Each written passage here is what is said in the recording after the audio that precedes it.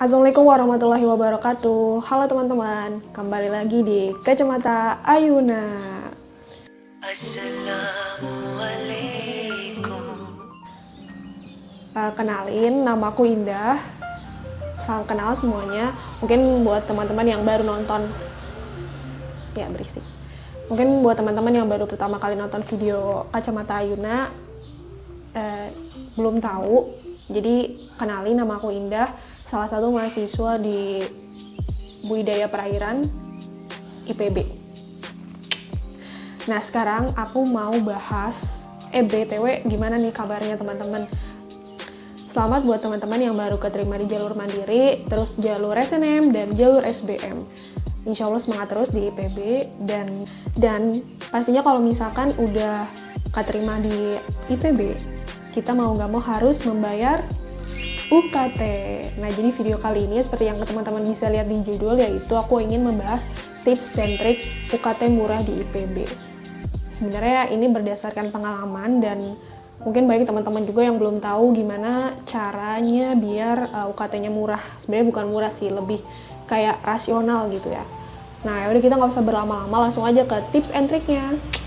Dan pastinya, kalau misalkan teman-teman udah dinyatakan diterima, itu tidak mungkin tidak bayar gitu ya, pasti harus membayar UKT. Ataupun mungkin yang mandiri pasti harus membayar uang mandirinya di awal dan nanti UKT juga harus bayar lagi. Nah sekarang aku akan membahas tentang bagaimana sih caranya supaya UKT kita tuh sesuai gitu dengan pendapatan orang tua. Nah, kenapa sih aku ingin membahas ini dan ingin ibaratnya sharing gitu ke teman-teman untuk agar mendapatkan UKT yang sesuai gitu, karena for your information gitu ya, FYI, pertama kali aku masuk IPB itu aku mendapatkan UKT yang tidak sesuai dengan pendapatan orang tuaku gitu. Jadi makanya aku pengen sharing ini supaya teman-teman dapat UKT-nya yang sesuai dan tidak memberatkan kedua orang tua teman-teman gitu. Nah, untuk yang pertama, tipsnya adalah, itu kalau misalkan nanti kan teman-teman pasti disuruh mengisi form gitu ya, form biaya pendidikan. Nah, itu benar-benar diusahakan diisi dengan sesuai dan sebenar-benarnya gitu ya. Jangan dikurangin dan jangan dilebihin gitu, karena kalau dilebihin ya pasti nanti akan memberatkan gitu ya. Jangan merasa kayak, oh yaudah deh nggak apa-apa dilebihin sedikit gitu ya. Mungkin dalam hati kayak, oh ya gue pengen merasa mampu gitu. Tapi justru itu akan memberatkan teman-teman sendiri. Jadi jangan dilebihin dan jangan dikurangin. Karena kalau dikurangin nanti nggak berkah kuliahnya. Nanti ada masalah apa yang kita nggak tahu. Atau nanti bisa tiba-tiba ketahuan. Ya mau nggak mau kalau misalkan ketahuan berbohong itu kan bisa didiskualifikasi gitu. Jadi jangan dilebihin dan jangan dikurangin, yang pertama. Yang kedua ini adalah spesifikasi khusus. Bukan spesifikasi ya, lebih kayak ini lebih terkhusus ke mahasiswa yang ada di IPB, karena di IPB itu terkenal banget kalau misalkan orang tuanya PNS itu bakal mendapatkan UKT yang lebih besar, apalagi kalau kedua-duanya PNS gitu ya.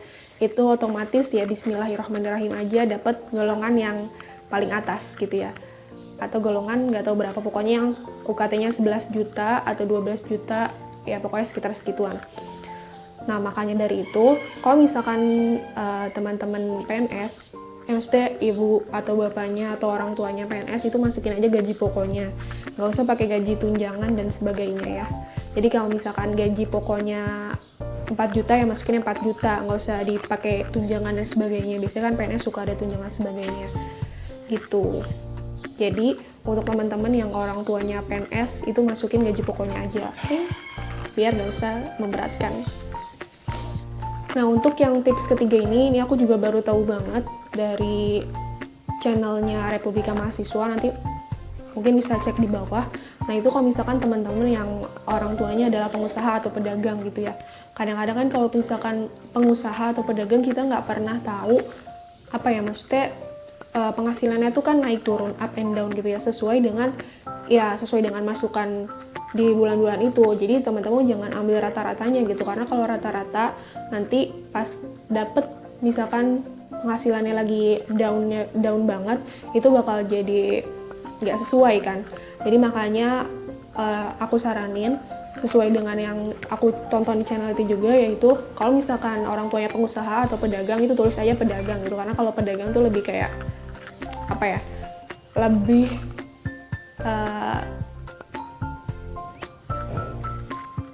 lebih apa sih namanya, ya lebih sesuai lah ya gitu. Kalau misalkan pengusaha ya kecuali emang pengusaha yang tajir banget gitu ya nggak apa-apa masukin pengusaha aja. Tapi kalau misalkan masih usaha kecil-kecilan gitu udah tulisnya pedagang aja, dan masukin itu penghasilan yang paling lagi rendahnya gitu. Misalkan di dalam 12 bulan pendapatan yang paling kecil itu misalkan bulan Januari, ya udah berarti masukin ke formnya nanti itu di pendapatan bulan Januari misalkan 2 juta atau 1 juta gitu. Jadi jangan ambil rata-rata, oke?